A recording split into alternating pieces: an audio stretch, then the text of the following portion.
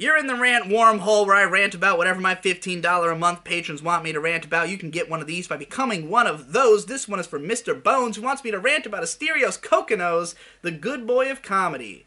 You know, he was the good boy, but now he's on my bad side. Even though he's practically the one who inspired this gimmick, because his $5 podcast patron reward was basically the same thing as this. Or 5-minute podcast. I don't know if it was $5. Whatever. So Asterios Kokkinos was a frequent guest on Ye Olde Biggest Problem in the Universe.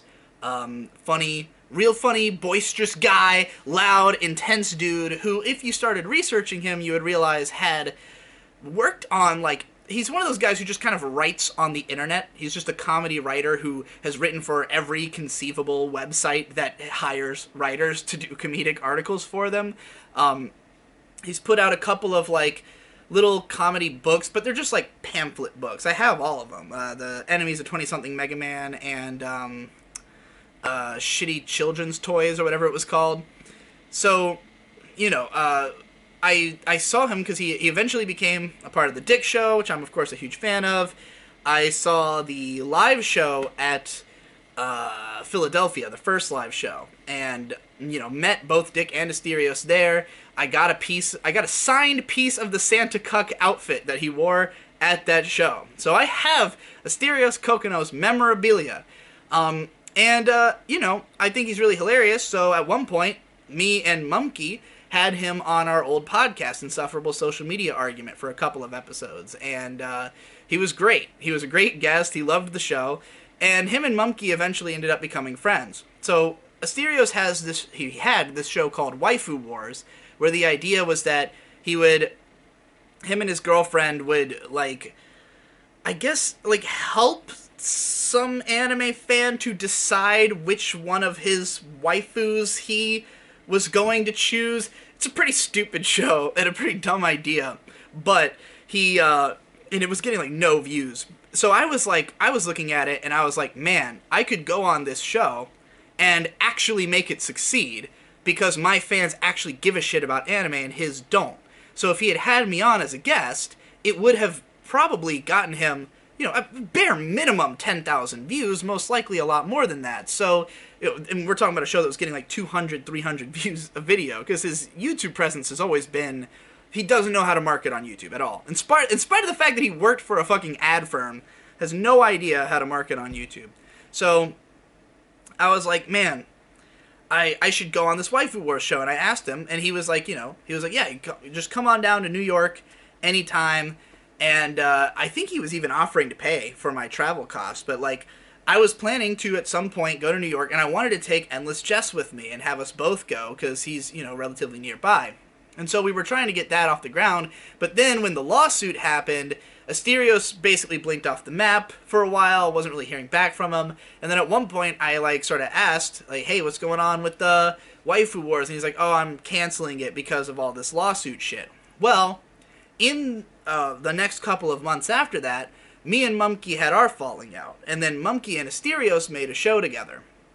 So then Asterios seemingly brought back Waifu Wars. I don't know if he was bringing it back full time, but he did it. I think he did another episode, and he had Mumkey come down to be on it. But he did not contact me again at all. So I don't know if it's just that, you know, he sided with Mumkey and sided against me, as in, you know, to be in solidarity to Mumkey. I don't know if Mumkey told him about me and he decided that I was an asshole. I had also heard that he had a problem with, you know, my whole lolicon thing, because I called into the Dick Show to talk about lollies and shit and be the sort of public spokesman for lolicon all around the world, which I knew was my destiny for, since I was a lolly myself.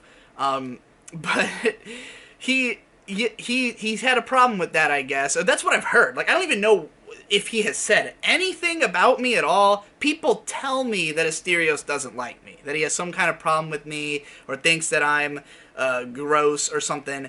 I haven't heard from him, so I don't know. And it seems like his kind of MO is to just, like, you know, on the basis of whatever he's heard or some snap decision, to just make a total shift in how he's going to interact with somebody. I've seen him do it to other people, you know, so Asterios, he's on my shit list, but, you know, still a really funny guy.